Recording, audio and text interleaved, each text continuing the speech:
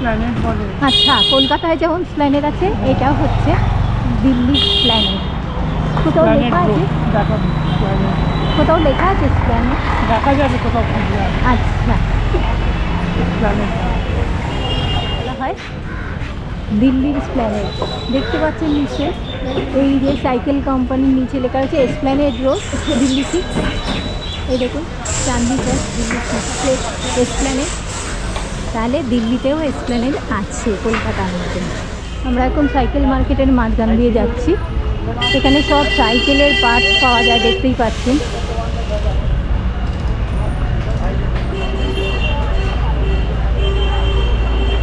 এটা হচ্ছে পুরো সাইকেল মার্কেট। এটাও আবার মেন রোডে গিয়ে মিশেছে। আর চাঁদনি চক মেট্রো স্টেশন, তারপরে শীষগঞ্জ, গুরুদুয়ারা, এগুলো এই মেন রোডে পড়ে বাঁ দিকে। এটা পুরোটা সাইকেল মার্কেট।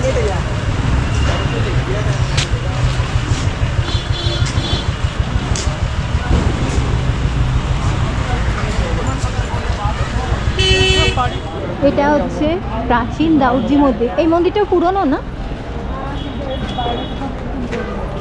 বাইরেটা নতুন করে দিয়েছে। আসলে হচ্ছে পুরনো মন্দির। এই দরজাটা দেখুন, এই সাইকেলের এটার এই যে দরজার কনস্ট্রাকশন, এটাই জুম করা যায় না গোপুরোতে, তাই দেখাতে পারছি না। এই দেখুন সাইকেলের চিহ্ন। ये कितना साल पुराना होगा ये वाला? हाँ जी, आज़ादी से पहले आज़ादी के पहले का। এটা হচ্ছে 1947-এর আগের। এইখানে কনস্ট্রাকশনটা দেখেই বুঝতে পারছেন। এইখানে দেখুন সাইকেলের চিহ্ন করা আছে। এই যে জগন্নাথ, ये मंदिर भी था क्या अंदर में? এটা অরিজিনালি সাইকেলের। এটি সাইকেল মার্কেটের বিখ্যাত স্বয়ংভূ হনুমান মন্দির এবং সাথে রাম সীতার মূর্তিও রয়েছে এবং একমাত্র নরসিংহের মন্দির হচ্ছে সারা দিল্লিতে। এটা মোটামুটি 250 বছরের পুরনো এরকম শুনলাম।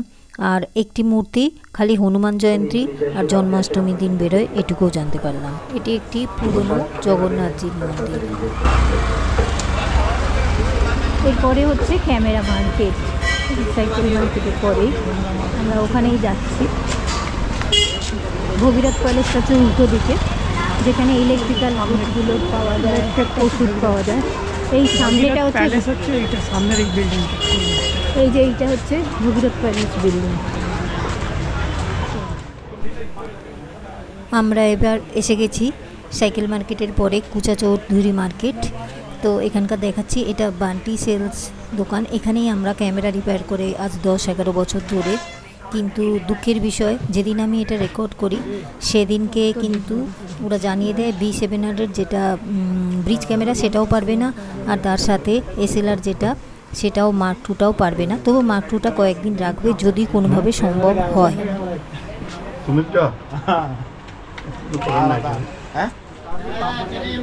এই যাকে দেখলেন সেই হচ্ছে বান্টিজি। এই দেখুন কয়েকটি দোকান আরও দেখিয়ে দিচ্ছি। প্রথম পর্বেও খানিকটা দেখানো আছে।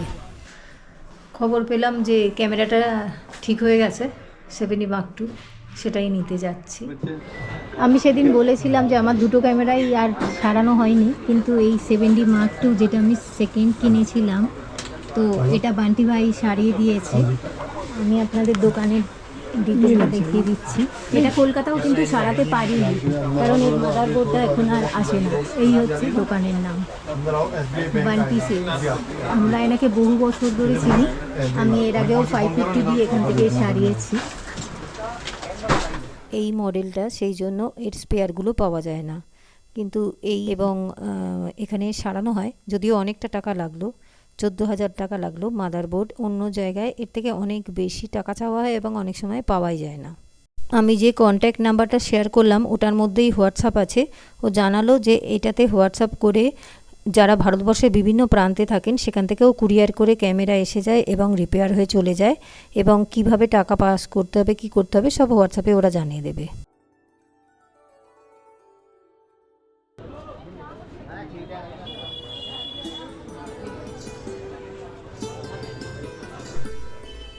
ধৈর্য ধরে দিল্লি 6-এর 5টি পর্ব দেখার জন্য অনেক অনেক ধন্যবাদ। সবাই খুব ভালো থাকবেন। এরকম পর্ব দেখতে চাইলে অবশ্যই কমেন্টে লিখুন।